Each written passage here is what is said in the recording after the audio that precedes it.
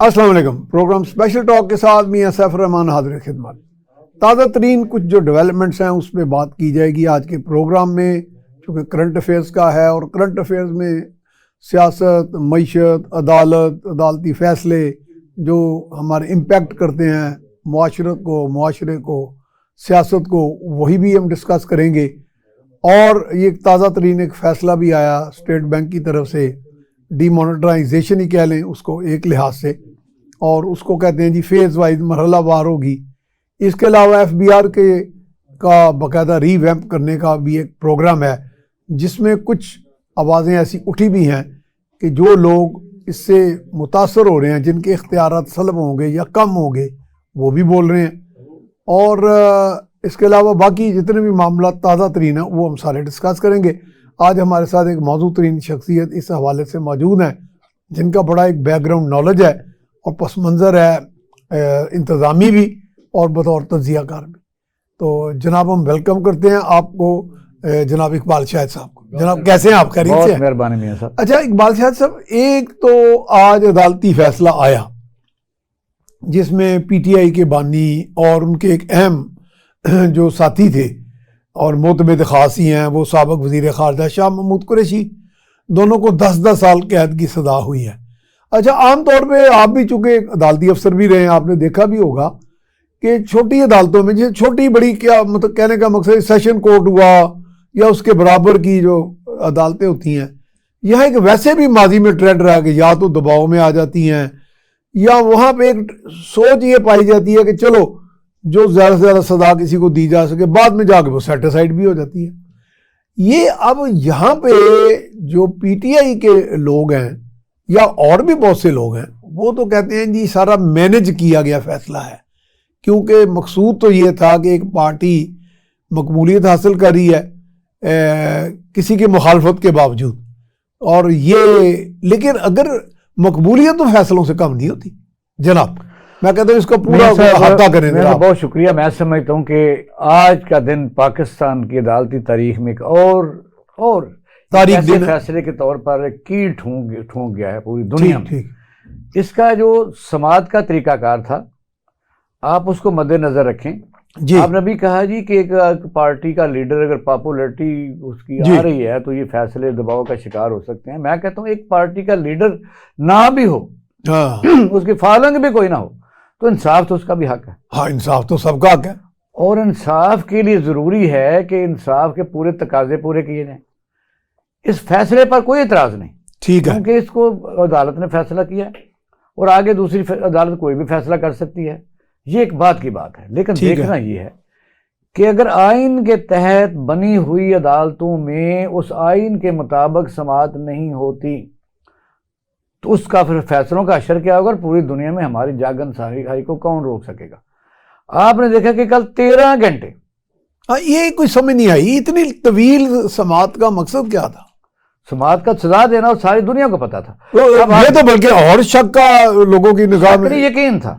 اب آپ دیکھیں کہ پوری دنیا کو جب ابو الاسناد ذوالقرنین شاہ صاحب ہیں جو وہ سماعت کر رہے تھے، تو آپ نے دیکھا کہ اس سے پہلے ان پر عدم اعتماد کر دیا گیا تھا. پھر یہ سپریم کورٹ کی ورڈکٹ. اچھا آپ خود بھی ایک آفیسر رہے ہیں، آپ سمجھتے ہیں ان چیزوں کو کہ اگر کوئی ملزم چھوٹا یا بڑا، اس کا کوئی فالوئنگ ہے یا نہیں ہے، جیسے آپ نے ابھی ابتدا میں بات، اگر وہ کہہ دے کہ جناب مجھے جج صاحب پہ اعتماد نہیں، تو ایک اچھی روایت یہ تھی کہ ججز ریکیوز کر جاتے تھے. یعنی کہ وہ دنیا میں ہے، ساری دنیا میں ہے، یہ پوری ہمارے ہاں بھی رہا ہے. یہ جج کا کوئی ذاتی تو میٹر ہے نہیں، ٹھیک ہے، اس نے آئین اور قانون کے تحت فیصلہ کرنا ہے. اور فیصلوں تو عدالتوں میں ججوں کی کمی تو ہوتی نہیں، کوئی دوسرا جج آ جاتا. عدالتوں کے فیصلوں کی جو ہے وہ توقیر بھی رہے. اس لیے ضروری ہوتا ہے کہ آدمی جو ہے وہ ضروری نہیں ہوتا، فیصلے اہم ہوتے ہیں. ٹھیک ہے. وجہ یہ ہے کہ دو چیزیں ہیں. اگر تو عدم اعتماد کیا جائے تو یہ باقاعدہ پروسیجر کا حصہ ہے کہ وہ بینچ ہو یا بینچ کا کوئی ممبر ہو، جس پر اعتماد ہو، جس پر عدم اعتماد کیا جائے وہ سیٹ سے ہٹ جائے. یہ اخلاقی بھی ہے، قانونی اور آئینی بھی ہے. اچھا یہ قانونی اور آئینی بھی ہے؟ ہاں، صرف اخلاقی نہیں ہے. صرف اخلاقی نہیں ہے، نمبر 1. دوسرا یہ ہے کہ اگر کوئی جج یہ کہتا ہے کہ میں اس کے باوجود کہ سپریم کورٹ آف پاکستان نے کہا ہے کہ اس کو ٹرائل کو فیئر اینڈ طریقے سے کیا جائے، ٹھیک ہے، اور اکارڈنگ ٹو لا کیا جائے، تو اس کا اس قسم کی ریپٹلی اور سپیڈی ٹرائل کی کوئی کام نہیں بنتا. پھر اسلام آباد ہائی کورٹ کے فیصلے موجود ہیں جب اس پر بھی کہا گیا کہ آپ نے دیکھا کہ یہ دوبارہ کیس میں دوبارہ شادتیں ہوئی ہیں کہ پہلا فیصلے کی جتنی پروسیڈنگ تھی اس کو روک دیا گیا کہ جو اس سے پہلے ہوا، کیونکہ نوٹیفیکیشن بعد میں ہوا تھا، پہلے ہوا تھا۔ اچھا، نوٹیفیکیشن عدالت کے اسٹیبلش ہونے کا بعد میں بنا، ہاں، یعنی وہ کمپلیٹ فارمیشن میں بعد میں آیا۔ نہیں، فرد جرم کب عائد ہوئی؟ وہ اپنے وقت پہ ہوئی؟ پھر وہ تو ابھی ہوئی نا، فرد جرم اب عائد ہوئی، ابھی ہوئی جب کیس یعنی آنن فانن میں ہوا۔ آپ دیکھیں بینچ جو ہے، بینچ کی جو فارمیشن ہے وہ بھی کہا گیا یہ انلیگل ہے، کہ ابھی تو وہ قانون اور آئین جو ہے جس پر آپ نے آفیشیل سیکرٹ ایکٹ صدر پاکستان نے سائن نہیں کیے، وہ تو ابھی ایکٹ بنا ہی نہیں، کلیئر ہو گیا۔ اب یہ ہے کہ عدالت جو ہے وہ اچھا اقبال صاحب، ایک ماضی میں بھی آفیشیل سیکرٹ ایکٹ ہوتا تھا، یہ اس کے تحت کیا ہے یا موجودہ والے میں کیا؟ باقاعدہ 2 سال کے لیے وہ تو موجود تھا نا، وہ بھی تھا جو 50 ماضی میں بہت پرانا جو بہت پرانا تھا، وہ بھی تھا، لیکن اس میں بھی بعد میں آپ نے دیکھا کہ جب 1973 کا آئین بنا تو اس کے بعد پھر کورٹس بنی، آپ نے دہشت گردی کورٹس بنی، اسپیشل بینچ بنے، جس طرح وغیرہ وغیرہ۔ پھر جب اے پی ایس کا سان ہے تو پھر 2 سال کے لیے یہ عدالتیں بنائی گئی، وہ تو سن سیٹ کلوز لگا کے وہ تو پھر بنائی گئی نا خصوصی عدالتیں، 2 سال کا یعنی ملٹری کورٹ بھی تھے، ملٹری کورٹ بھی، ٹھیک ہے، 2 سال کے بعد وہ ختم ہو۔ اب یہ ہے کہ آفیشیل سیکرٹ ایکٹ پر اگر ابھی تک سوالیہ نشان تھے کہ وہ کچھ لوگ کہتے ہیں کہ قانون میں ترمیم جو ہے وہ یہ ادھوری اسمبلی نہیں کر سکتی تھی، اس کے لیے آئین میں ترمیم ضروری تھی، جو یعنی 2 تاریخ سے ہو سکتی ہے، بے ایک علیحدہ مسئلہ ہے، یعنی کہ یہ بھی ایک آئینی اس میں سکون دکھائی دے رہا ہے۔ جب ہم میجر پینلٹی کا خوف ہو، یا آپ دیکھا کہ پروسیکیوشن کہہ رہی کہ سزائے موت دی جائے اسی کیس میں، تو پھر تو ابھی سزا تو ابھی 10 سال ہوئی ہے نا، پروسیکیوشن نے تو مانگا سزائے موت، تو اس کے تحت اگر جج صاحب کیس پروسیکیوشن نے کسی کی ہدایت میں مانگی، آپ کے سامنے ہے۔ اب آپ دیکھیں کہ اس وقت جب کیس کل 13 گھنٹے سنا گیا تو آپ نے دیکھا کہ پوری دنیا کا یہ واحد واقعہ ہے کہ 25 گواہوں کے بیانات جب ریکارڈ کیے جا رہے ہیں تو اس کے اوپر جو جرح کرنے کا حق ہے وہ سلب کر لیا گیا اور وہ کالعدم قرار دے دیا گیا کہ اکیوزڈ کا جو حق ہے اس کو ہم ختم کرتے ہیں، اور ہم اپنے پروسیکیوشن سے ہی یعنی جرح کے لیے وکیل مقرر، اسٹیٹ ڈیفنس کونسل مقرر کیا گیا، اور وہ جو اچھا ان کے وکلا کیوں نہیں آئے؟ ان کا کوئی مسائل تھے یا ان کو روکا گیا تھا؟ ایک دن نہیں آئے، ایک دن نہیں آئے۔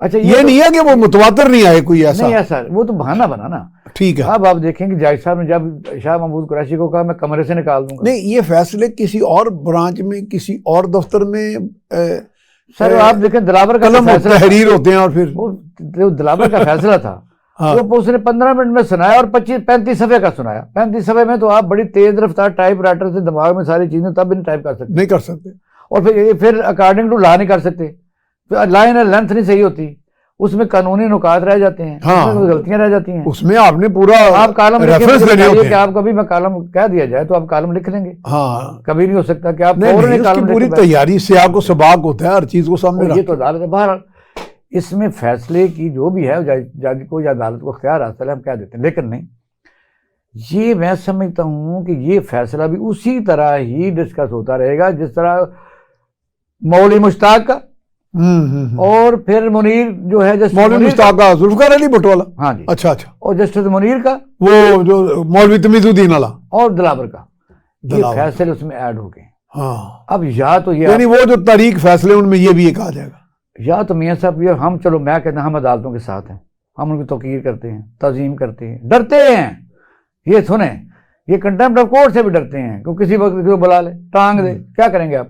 لیکن کہنے کا مقصد یہ کہ آپ نے تو ریٹنگ نہیں بنائی، میں نے تو نہیں بنائی، دنیا میں باقاعدہ جہاں یہ باقاعدہ فوکس ہے کہ کس ملک کی کون سے ملک کی کون سی عدالتیں کس پوائنٹ پر ہیں، تو اچھا آپ نے مجھے ریٹنگ سے یاد کرا دیا، آج پاکستان مسلم لیگ نون کی جو ترجمان ہے مریم اورنگزیب، وہ بڑی بغلیں جھانک رہی تھی، وہ کہہ رہی تھی کہ دیکھیں جی اب ٹرانسپیرنٹ انٹرنیشنل نے جو کرپشن پرسیپشن انڈیکس کا وہ جو باقاعدہ کچا چھٹا ذرا اوپن کر دیا ہے، اس میں تو جو پی ٹی آئی کی حکومت کے دور میں کرپشن بہت عروج پہ تھی، تو خود یہ دوسروں کو چور ڈاکو کہتے تھے، خود جب یہ خود ثابت ہوئے ہیں، تو آج انہوں نے یہ بات بھی چھیڑ دی، درست کہتی ہیں یہ جو آپ کہتے ہیں ریٹنگ والی بات، جس طرح میاں نواز کرپشن تو ویسے ختم نہیں ہوئی کبھی بھی، کرپشن تو ہے ہی نہیں، کہاں یہ تو آپ نے مجھے یاد کرا دیا کہ ایک دفعہ شہباز شریف صاحب شاید وزیر اعلیٰ تھے، تو میں آمنے سامنے وہاں آ گئے، تو ہم ایک جگہ اکٹھے تھے، میں کہا میاں صاحب آپ کہتے ہیں میں نے دہلی کی کرپشن کی، میں کہا جی اس پہ ہم بحث نہیں کر رہے، میرے پاس ڈیٹا نہیں ہے، میں لے کے آؤں گا تو بات کریں.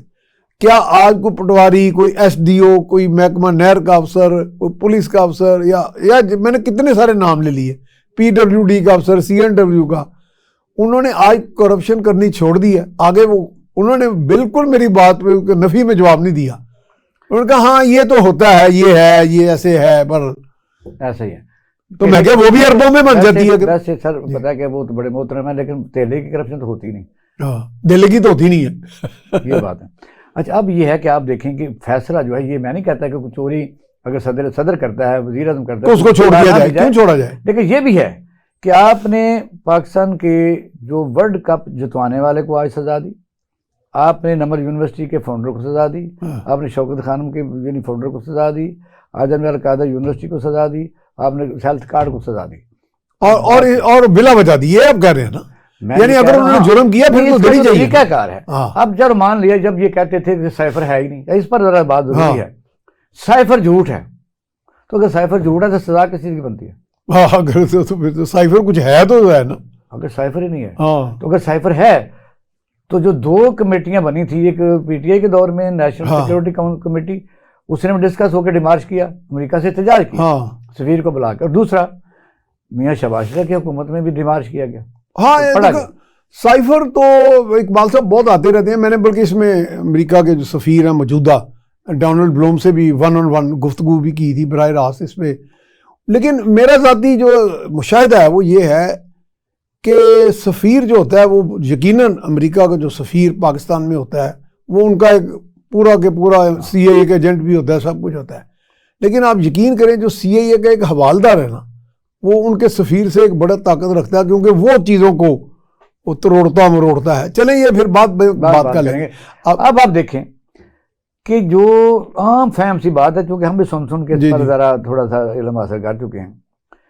وہ کہتے ہیں یہ ڈی کوڈنگ سے پہلے جو لینگویج ہوتی ہے وہ اگر دوسرے لوگوں کو پتہ چل جائے تو یہ بریچ آف انٹرسٹ ہے، وہ کنٹری کے لیے یہ بغاوت ہے، یا یہ آرٹیکل 6 ہے، یہی کہتے ہیں.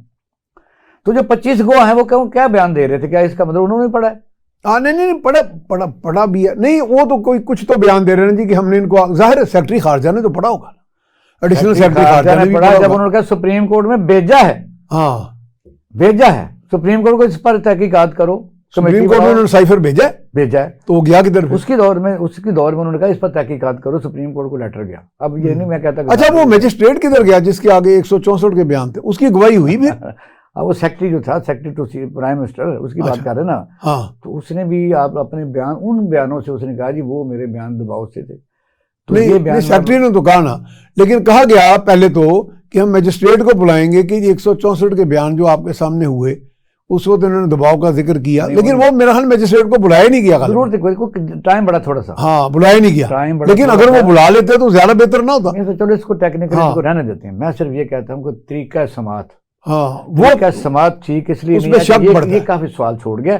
اس پر میں سمجھ عدالتوں کو بھی اس پر دھیان دینا چاہیے. ٹھیک ہے، جب ایک پرسنل بندے کی بات نہیں ہوتی، پاکستان کے نظام کی، نظام انصاف کی بات ہے، عدلیہ کے وقار کی بات تھی. بالکل صحیح کہا کہ پوری دنیا میں اس کو ڈسکس کیا جا رہا ہے کہ کون سی جلدی تھی کہ رات کے آپ 1 بجے 12 بجے تک آپ اس کو سن رہے ہیں، اور پھر پروسیکیوشن کا رائٹ بھی آپ نے نہیں دیا، ان کو صفائی کا رائٹ نہیں دیا. پھر آپ کمرہ علیحدہ جا کے ان کو بٹھا رہے ہیں کہ جی یہ کمرے میں لوگ زیادہ ہو گئے تو دوسرے کمرے میں عدالت لگا لی ہے. تو گھر لگا رہے ہوگا کہاں جا مرضی. یقیناً انصاف کے بارے میں کہتے ہیں نہ صرف ہو بلکہ دکھائی بھی دے ہوتا ہوا. اچھا یہ بتائیں کہ اب یہ جو ہمارا 5 سالہ ایک پلان دیا گیا جی اقتصادی، تو کوئی اقتصادیات کو ہمارے لوگ سمجھتے بھی ہیں یا کوئی ایسے پلان ہی ہوتا ہے صرف؟ میں نے کیسے آپ نے قریب سے دیکھا ہے نا سارا یہ سسٹم؟ کافی اسمبلیوں میں بجٹ کے دوران ہاں دیکھا آپ نے سارا. بلکہ میں تو وزیر خزانہ کا میں تو کئی دفعہ ہنستا تھا کہ اتنا بڑا بجٹ کا پلندہ ہوتا ہے. میں نے کئی منسٹروں کو پوچھا کہ یار ایمانداری نہ دس جو کبھی پڑھے، انہوں نے کہا ہنس کے کہتے نہیں کبھی ہم نے پڑھا ہی نہیں. یہی ہے آپ دیکھیں کہ جس طرح بجٹ پیش ہوتا ہے جی، تو بجٹ کی آپ کتابیں آپ نے بھی دیکھی؟ ہاں ہم نے دیکھی، ہم نے تو بنائی باقاعدہ. اچھا وہ جو CBR اس وقت ہوتا تھا جی، اب FBR ہو گیا، تو وہ کتابوں کا جو تھا وہ بنڈل جب MNS کی ٹیبل پر رکھتے تھے تو اس بیچارے کو تو یہی نہیں پتا کہ یہ کتابیں کتنی ہیں. نہیں پتہ نہیں، اندر کو تو چھوڑ دیں. اچھا اب ان سے ہم بجٹ پاس کرواتے ہیں. اسی طرح مثلا یہ سارا جو 5 سال منصوبہ آپ کہہ رہے ہیں پاکستان کا عالمی میاں صاحب یہ ہے کہ جو کام مجھے دیا گیا وہ میں نے نہیں کرنا، وہ مجھے آتا میں کوئی اور کام کر لوں گا۔ انٹرم گورنمنٹ کا کام یہ ہے کہ الیکشن کروانے تھے فیئر اینڈ فری، اس چکر میں جھنجھٹ میں پڑتے یہ ہے کہ الیکشن کمیشن آف پاکستان کے ساتھ مل کے، اور پھر انہوں نے نیچے جو انٹرم گورنمنٹس ہیں ان کا کام ہے کہ تمام سٹیک ہولڈرز، بے شک کسی پارٹی میں 10 بندے ہیں، بے شک بڑی پارٹی ہے چھوٹی ہے، سب کے ساتھ ان کے لیڈران کے ساتھ باقاعدہ بیٹھ کے ان کو بلا کے کمفرٹیبل کر کے ان کی شکایت کا ازالہ کرنا، تاکہ الیکشن پر انگلی نہ اٹھائی جا سکے۔ یہ ہے کام، جس طرح مرائے خالد کے زمانے میں ایسا ہوا۔ بالکل ہوتا ہے۔ اب بات یہ ہے کہ وہ کام وہ کر رہے ہیں کہ جو ان کا مینڈیٹ نہیں ہے۔ یہ بھی میں سمجھتا پی ڈی ایم کی حکومت کو سلام پیش کرنا پڑے گا۔ آخر میں انہوں نے سارے ہاتھ کاٹ کے دے دی کہ اگر کبھی ہم آ بھی گئے تو ہمارے پلے کھ نہیں ہے۔ انہوں نے ادھوری اسمبلی میں جن میں 12-13 ممبر بھی ہوتے تھے، رات تک 35 بھی قانون پاس کر دیتے تھے۔ یہ بھی تھا کہ انٹرنل گورنمنٹ جو ہیں یہ منصوبے بھی جاری رکھ، لیکن 29 قانون تو ایک دفعہ پی ٹی آئی کے دور میں بھی پاس ہوئے تھے، حالانکہ اسمبلی ادھوری نہیں تھی، میں کہتا لیکن وہ بھی ہوئے یہی تھے، وہ بھی ایک فاسٹ ٹریک میں کر یہ کیا کہ اب یہ پوری دنیا میں آپ دیکھیں ہمارا وزیر اعظم گھوم رہا ہوتا ہے، اور ابھی یہ اگر یہ پاکستان میں جو واقعہ ہوا تھا اس سے پہلے فوراً یہ باہر چلے گئے تھے، یعنی جب ایران کا اور پاکستان تھوڑے رہتے تھے سوئٹزرلینڈ چلے گئے، اور وہاں کہتے ہیں میں نے 8-10 دن رہنا ہے۔ اور اب یہ ہے کہ جو 5 سالہ منصوبہ ہے، مجھے بتائیے میاں صاحب، جب 5 سال آپ نے رہنا نہیں، وہ تو اسمبلی کا مینڈیٹ ہے، نیکسٹ گورنمنٹ جو کمی کوئی بھی آئے، اچھا وہ 5 سالہ منصوبہ بناتی ہے اپنے مینوفیسٹو کے طور پر، نہیں تو وہ تو پھر نئے سرے سے بنائے گی نا، وہ ان کو تھوڑی مانے گی، یا مانے گی 100% مانے گی۔ اچھا مانے گی، کیونکہ اس میں باہر کے ملک شامل ہیں۔ میں جناب سے گزارش کرتا ہوں کہ اسپیشل انویسٹمنٹ جو وہ تو بنوائیں گے ہے، اس میں اب سٹیک ہولڈر اور بھی ہیں، وہ انہوں نے بنوایا نا جی، پھر بات یہ ہے، وہ تو پھر ان کو بھی کہتے ہیں ہٹنا، پھر ان سے بھی منوا لیں گے۔ اب یہ تینوں جماعتیں جو ان میں پی ٹی آئی بھی شامل ہے، پی ٹی آئی کے 2 پوائنٹ پر میں ذرا غور کروں گا، باقی دونوں 300 دیں گے جی، یونٹ فری دیں گے، مہنگائی کم کریں گے، سرکلر ڈیٹ کم کریں گے، یہ جی ڈی پی ہم اوپر لے کے جائیں گے، ایکسپورٹ ہی نہیں کریں گے، فارن ریمیٹنس، یہ سب بالکل جھوٹ کا پرندہ ہے۔ وہ اس لیے کہ کیسے کریں گے جب وہ تو 5 سالہ منصوبے کے تحت ہی کریں گے۔ اچھا آپ سے ایک سوال میں نے ضرور کرنا ہے، وہ یہ ہے کہ آپ چونکہ بہت سمجھدار ہیں، زیرک ہیں، مثلا کہ ایک دفعہ میں کسی ٹی وی پروگرام میں تھا تو ایک بہت بڑی نظریاتی جماعت، بہت بڑی نظریاتی، یعنی ایک رائٹسٹ نظریاتی جماعت کے سربراہ آئے، ان دنوں بڑے ڈرون اٹیکس ہوتے تھے، انہوں نے کہا جی ایسے ہو جانا چاہیے، ایسے ہو جانا، جیسے پی ٹی آئی کے بانی نے کہہ دیا ایبسولوٹلی ناٹ، وہ بھی ایک ایسے تماشا گیر کسی چینل کو کہا، ان کو ڈائریکٹ نہیں کہا ویسے انہوں نے، کیونکہ ان کے نیشنل سیکورٹی ایڈوائزر نے مجھے کہا، محدود یوسف نے، کہ ہمیں نہ مانگے تو نہ ہم نے نہ کی، میں وہ کہیں گے جی ہم ایسے کر دیتے اگر ہمارا دور ہوتا۔ مجھے جب انہوں نے پوچھا اینکر نے، میں کہا جی یہ ہوتے یا ان کا باپ ہوتا کسی نے بھی نہ کرنی۔ اچھا یہ جب آپ نے ایس آئی ایف سی کی بات کی، جنہوں نے وہ بنوائی یا جنہوں نے یہ 5 سالہ منصوبہ بنایا، اگر وہ پی ٹی آئی کے بانی کو کہتے کہ ہمارا یہ خیال ہے تو پی ٹی آئی کے بانی کیا کرتے؟ وہ بھی کہتے یس سر 100%۔ تو پھر وہ ایبسولوٹلی نوٹ کیا، پھر وہ ایک ڈرامہ ہے، انٹرم گورنمنٹ کی ایبسولوٹلی نوٹ ڈرامہ ہے۔ انٹرم گورنمنٹ جو غیر آئینی گورنمنٹ ہے وہ نہیں کر سکتے۔ اچھا وہ تو کر ہی نہیں سکتے تھے، کل کو تو ظاہر ہے کوئی نہ کوئی کبھی نہ کبھی تو اس پر فیصلے ہونے ہیں نا، ٹھیک ہے، کہ آپ نے 3 مہینے کا مینڈیٹ تھا، آپ آگے جا کے اتنے بڑے بڑے منصوبے کیوں بنا رہے ہیں؟ اس میں اگر کام کسی نے کیا تو وہ آرمی نے کیا، اور آرمی چیف نے کیا، اور وہ آگے کر بھی رہے ہیں، اور انہوں نے سمگلنگ روکی ہے، تو آپ نے دیکھا کہ ڈالر کی سمگلنگ روکی ہے، تو ڈالر اس وہاں سے بیلنس ہو گیا، ایسا ہی ہے۔ پھر جتنی بار سے مثلا امداد آئی ہے آئی ایم ایف کو سیٹل کرنے کے لیے، وہ کون لے کے آئے، اس کو کون جانتے ہیں؟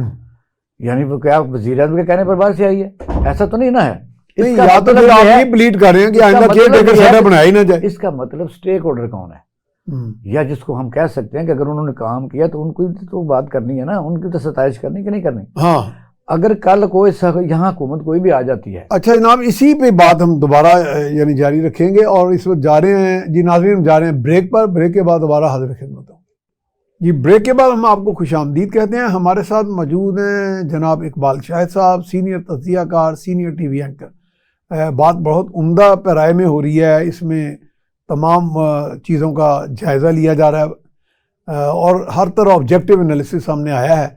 اور ابھی ہم بات کر رہے تھے کہ ان قوتوں کو یا ان اداروں کو بھی ہم نے کریڈٹ دینا ہے جنہوں نے ملک کی سالمیت کے لیے یا ملک کی ترقی کے لیے کوئی اقدام کیے ہیں۔ جناب آپ وہی کہہ رہے تھے نا کہ کریڈٹ انہوں نے پھر بھی تو دینا۔ وجہ پتہ کیا ہے، جیسے آپ بتا رہے تھے کہ ڈالر کی سمگلنگ انہوں نے روکی۔ لوگ پرسپشن بلٹ کر رہے ہیں ہاں ہاں کہ آرمی کے خلاف نفرت بڑھ رہی ہے۔ جی جی، یہ صحیح بات ہے کہ غلط؟ بالکل جھوٹ ہے، ایسا جھوٹ ہے، نہیں۔ ٹھیک ہے، دیکھو وجہ یہ ہے کہ پروپوگنڈا سے کسی بھی ادارے کی ساکھ کو نقصان نہیں پہنچائے گا، وہ ان کے فالوور اس پر خوش ہو سکتے ہیں۔ پروپیگنڈا آخر ٹھوس ہو جاتا ہے، زیادہ دیر نہیں ٹھہرتا۔ کیا یہ سچ نہیں ہے کہ اس وقت بلوچستان کی سچویشن کیا ہے؟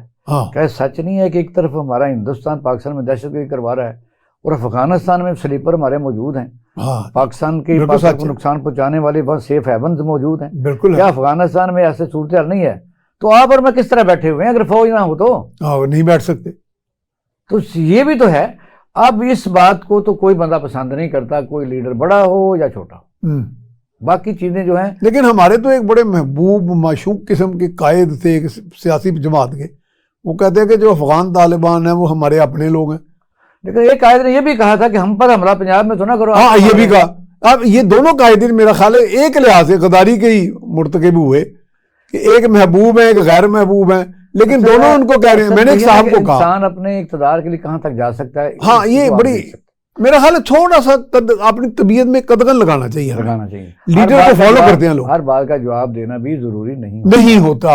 اصل یہ بات یہ ہے کہ وہ گلے پڑ جاتی ہے، آئے گا تو زمانہ ہے میڈیا کا، وہ ریکارڈ ہو جاتی ہے، بات آپ کو بار بار سنائی جاتی ہے۔ نہیں میرے ایک دوست ہیں باقاعدہ صحافی ہیں، وہ اتفاق سے جو پنجابی پٹھان نہیں ہوتے، ایک تو وہ پشتو سپیکنگ نہیں ہے، لیکن وہ اپنی جا کے رشتہ جوڑتے ہیں افغانوں کے ساتھ، ٹھیک ہے، کسی بات پہ کسی شخص سے ناراض ہو گئے، مجھے کہیں گے جی اسے بدلہ لینا بھی مجھ سے میرے ذریعے چاہتے ہیں وہ، کہ مجھے وہ سمجھتے ہیں کہ اتنا طاقتور، میں کہ اللہ معاف کرے یار، میں تو کبھی بدلہ اپنے آپ کبھی لیا ہی نہیں، میرے میں وہ سکت ہی نہیں ہے۔ تو کہنے لگے، میں کہتے ہیں آپ کو نہیں پتہ، ہم افغان ہیں، ہم پختون ہیں، ہم طالبان ہیں، ہم بدلہ ضرور لیتے ہیں۔ میں کہ یار یہ باتیں چھوڑ دیں۔ مثال کے طور پہ میں ایک پنجاب سے ہوں، تو پنجاب میرے محلے میں 10 ڈاکو آ جاتے ہیں، سارا تخت و تاراج کر دیں، میں کہوں گا وہ میرے اپنے آدمی، وہ کرمنل، جو کرمنل ہے وہ میرا اپنا آدمی نہیں ہو سکتا، ہو نہیں سکتا، جو انسانوں کو تباہ کر رہا ہے بالکل میرا آدمی کیسے ہو گیا؟ آپ نے دیکھا کہ یہ جو پاکستان سے تقریباً 5 لاکھ کے قریب جی یعنی جو غیر قانونی طور پر یہاں بغیر پاسپورٹ کے بغیر اجازت کے لوگ بیٹھے تھے، وہ گئے ہیں کہ نہیں گئے؟ ہاں گئے ہیں۔ جب آپ نے ایک مصمم ارادے سے، یہ کوئی چھوٹی بات ہے؟ نہیں بہت بڑی اچیومنٹ، کسی بھی انڈیپینڈنٹ سول گورنمنٹ کی یہ ہمت ہو سکتی نہیں ہو سکتی، تو یہ ہوا۔ اس کا مطلب ہے کہ ان کے جانے سے جہاں جہاں ان کے وہ کانٹریکٹ ٹھیکے شیکے جو بھی تھے وہ فرق تو پڑا نا۔ پاکستان خود بے روزگاری ہے۔ اب سر دیکھتے ہیں کہ آگے ہونا کیا چاہیے، یہ بات کریں۔ آگے یہ سیاسی جماعتیں کوئی بات سمجھ نہیں رہی، سارے جو گھوڑے پر بیٹھی ہوئی ہیں، ان کے ساتھ سب کے ساتھ وہی جوتم پیزار تو ہو چکی ہے، اور یہ اسی سوراخ میں ہاتھ دے کے بیٹھے ہوئے جہاں سے بار بار ڈسے جاتے ہیں، جہاں خود انگل دیتے ہیں اس سوراخ میں سے، اسی کھوڈ میں سے۔ اب آپ دیکھیں کہ اب بھی یہ یونائٹ نہیں ہو رہے۔ مجھے بتائیے کہ اقتدار اتنا بھی ضروری نہیں ہوتا جتنا مثلا آدمی جو ہے اگر 1 دفعہ بن گیا، 2 دفعہ بن گیا، 3 دفعہ بن گیا، جان چھوڑو۔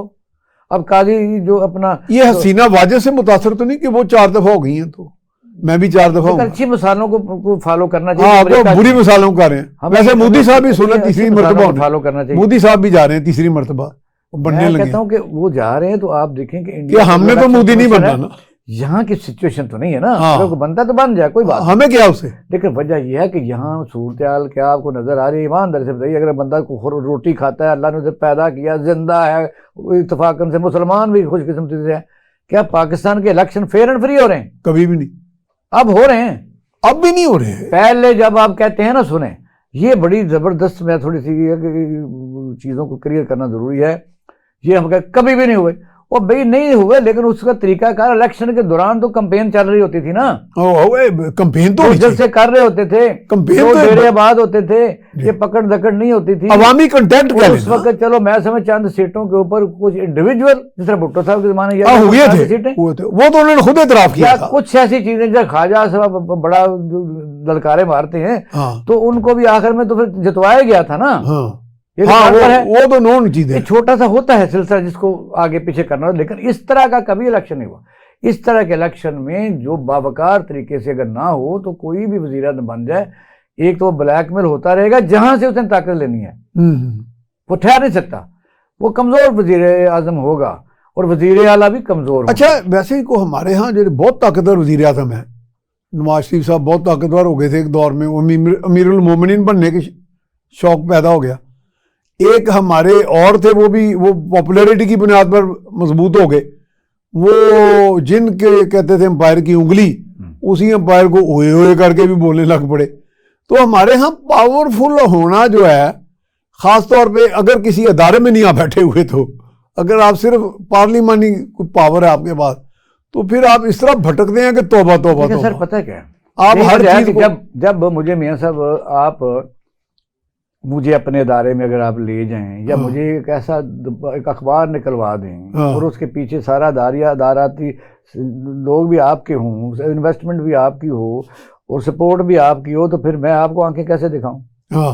جب میری پرورش جو ہوئی ہے، جس جگہ سے ہوئی ہے، پاکستان کے تمام سیاستدانوں کی جو پرورش ہوئی ہے، جہاں سے ہوئی ہے، جہاں جن کو وہ یہ گالیاں یا برا بلا کہتے ہیں، ہوئی تو وہاں سے ہے. تو گیٹ نمبر 4 اس کو نام دیتا ہے. نہیں، اس کا ویسے توڑ تو وہی جو آپ نے کہا نا کہ آپس میں اگر مل بیٹھے تو ان سے باوقار طریقے سے بات تو کر سکتے ہیں. یہ ہے. اگر دیکھیں سر، حل تو ہے، حل تو ہے. ایک عمر کا قصہ ہوتا ہے کہ نوجوانی اور ہے، جوانی اور ہے. اب جس عمر میں سارے سیاستدان جا رہے ہیں، ان کو تو واقعہ نہیں توبہ بشمول پی ٹی آئی کے بانی، بشمول لیکن ان کا تو مچ نہیں مرا ابھی. میں سب کے لیے کہتا ہوں، میں بہت زیادہ غصے میں ابھی. باقی بھی ایسے ہی ہیں، باقی بھی نا، نہیں باقی تو ٹھنڈے مٹھے ہو گئے، فیل ہو گئے نا، وہ تو کسی اور مشن مان لیتے ہیں آپ کی بات. لیکن ایسا نہیں ہے. یعنی آپ دیکھیں کہ چلو اس کی آپ مثال اور میں دے دیتا ہوں. جب یہ مسلم لیگ نون والے جو شجاعت کے گھر گئے تھے تو نرم تھے نا، اب کیا ہوا ہے؟ اب تو گرم ہو گئے. آئی پی پی کے پاس 23 سیٹوں کا تھا، اب کیا ہوا ہے؟ جب جو مسلم لیگ اپنا کیوں ہے جو لاہور میں آئی تھی بھنگڑے ڈالتے ہوئے، تو آگے پیچھے دھکے دے کے، تو وہ ان کے بعد جب کراچی میں کھڑے ہونا، تو پھر کیا ہوا؟ پھر بی اے پی کو بلوچستان میاں صاحب خود تشریف لے کے گیا بلوچوں کے پاس، ان کو بلوچ سردار ایک دوسرے کو دھکے دے رہے تھے مسلم لیگ نون میں شامل ہونا. اب کیا ہے؟ اب بتائیے، یہ صورتحال سمجھ تو اب بھی لگ جانی چاہیے. اب بھی. اور یہ جو ہے نا، آپ کہتے ہیں کوئی، لیکن اگر اس طرح یہ اقتدار حاصل کریں گے تو یہ خود بھی نہیں. پوائنٹ آپ کا یہ تھا کہ یہ ایروگنس کم ہے، ایسا نہیں ہے.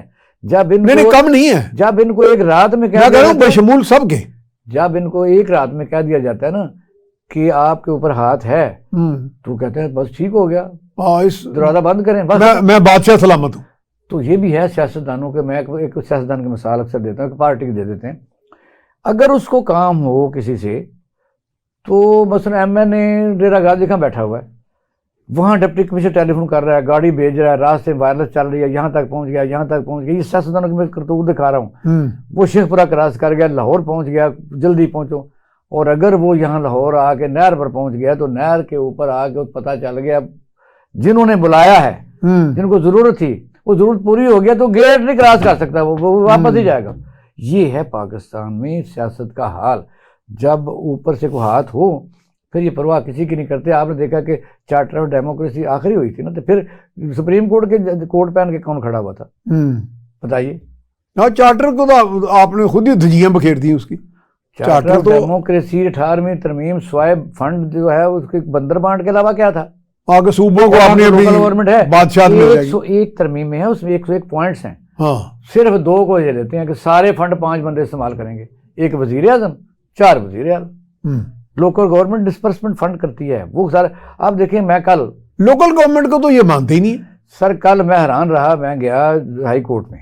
آپ دیکھیں پاکستان کس حد تک ڈکلائن میں چلا گیا. پڑھا لکھا طبقہ بھی کہاں مر گیا جا کے.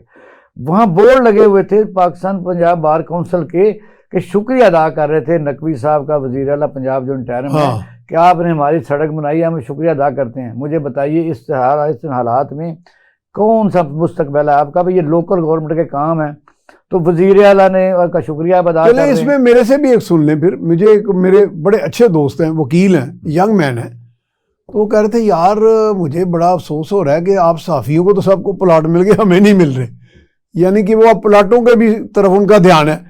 میں نے کچھ وکلا میرے ساتھ، کچھ کامیاب وکلا تھے بیٹھے ہوئے، میں نے کہا یار ایک بات تو بتاؤ، وکیل ہونا بذات خود ایک اعزاز ہے، ایک اچھی تعلیم ہے، بہت بڑا اعزاز. اچھا، اس طرح صحافی بھی جو صاف ستھرے صحافی ہوں وہ بھی ایک اعزاز ہے.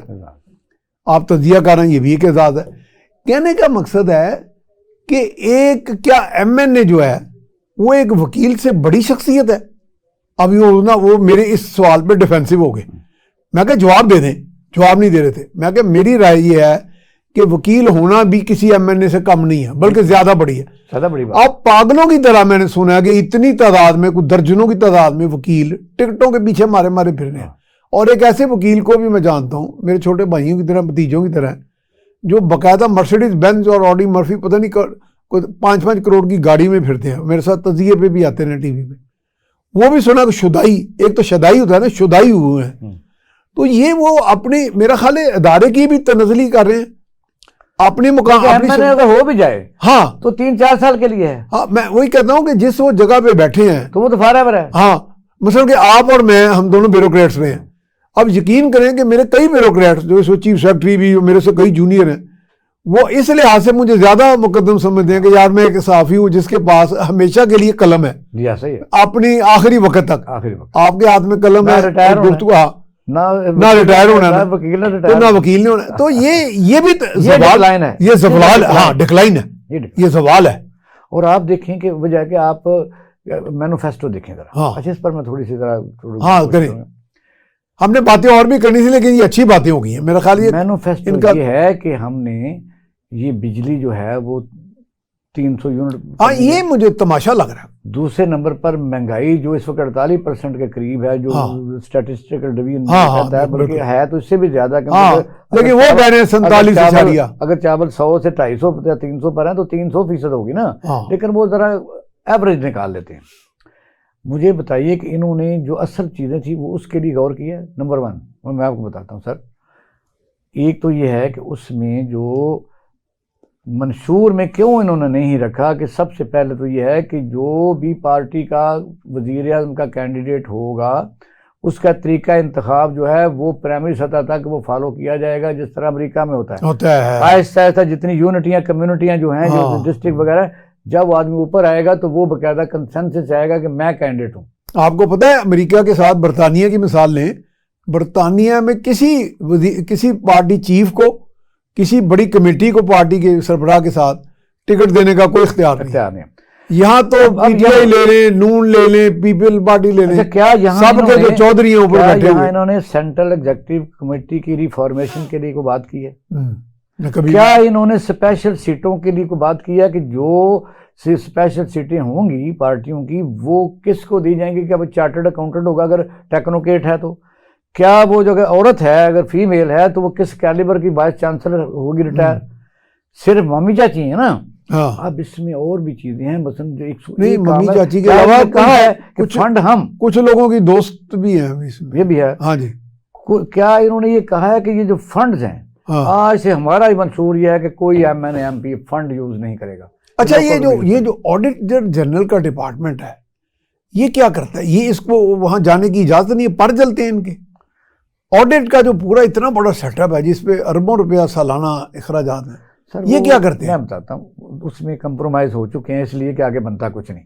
اگر آپ آڈٹ پیرا نکال لیں، آڈٹ پیرا جو نکالتے ہیں آڈٹ میں نکال لیں، ڈیفیشنسیز نکال لیں اربوں روپے کی، وہ ریکنسائل ہو جاتی. جائیں گے کہاں؟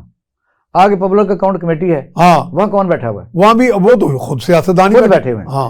اچھا مزیدار کی بات جبکہ دوسرے دونوں طرف کے ہوتے ہیں. اپوزیشن کے اسلام آباد میں جب Khurshid Shah public account committee کے چیئرمین تھے تو مسلم لیگ نون کا وزیر اعظم تھا. جب وہ ہوئے تو ان کا تھا. مطلب یہ ہے کہ ایک دوسرے کو کور آڈٹ والے کیا کریں؟ آڈٹ والے نکال سکتے ہیں. نہیں اس طرح تو باقی پارٹیوں کے بھی اسی طرح رہے ہیں نا، ان کے ادوار میں بھی یہی ہوا. یہ تو سچی بات ہے کیونکہ کام کس کا ہے؟ کام یہ ہے. اس کا مطلب کہ ہم لوگ جتنے بھی دعوے کرتے ہیں میں کرپشن ختم کر دوں گا، ہمیں کرپشن ختم کرنے کا ماڈل اور طریقہ نہیں سمجھ آتا. یہ کہہ رہے ہیں نا؟ نہیں ماڈل طریقہ نہیں، ایک تو ہونا چلو جی ایک پارٹی ہے سمجھیں کہ اس کا سربراہ کرپٹ نہیں ہے، لیکن کرپشن ختم کرنے کی اس میں سینس نہیں ہے، ماڈل طریقہ یعنی ذہانت نہیں ہے. آپ اگر آپ وزیر اعظم ہیں، آپ رول کے تحت کیوں کام نہیں کرتے؟ آپ جو رات کو انگلی ہلا کے کہتے ہیں جی یہ انڈر پاس بنا دو. نہیں اس وقت جو اس وقت کرپشن فری ایک پی ٹی آئی کے بانی ہیں ان کا شہرت ہی ہے، ان کے دور میں بھی کرپشن بڑے ٹھیکوں میں یا کسی چیز میں عثمان بزدار نے کرپشن مبینہ طور پہ اربوں کی مبینہ طور پر نہیں کی. ہاں کی ہے، تو میں بھی وٹنس ہوں. وجہ یہ ہے کہ بزدار وہ کہنے کا مقصد ہے کہ میں وزیر اعظم ہوں، یہ وزیر اعلیٰ سب سے بڑے صوبے کا، میں اتنا بھولا بالنا ہوں کہ مجھے پتہ ہی نہیں ہے کہ یہ کرپشن کر رہا ہے. جو موجودہ آرمی چیف میرا حال ایک جھاڑو دینے والے کو پتا ہے کہ یہ کر رہا ہے. موجودہ آرمی چیف نے یہی رپورٹ دی تھی نا، ان کو ہٹایا گیا تھا. نہیں تو وہ اگر وہ اتنے بھولے ہیں تو یہ بھی تو جرم ہے، ڈسکوالیفیکیشن، اعانت جرم ہے، ڈسکوالیفیکیشن ہے، اعانت جرم ہے. یس. چلو یہ بھی ابیٹمنٹ آپ کہہ سکتے ہیں، لیکن یہ اس طرح کہ یہ اس کی بھی ناکامی ہے، آپ یہ کہہ سکتے ہیں.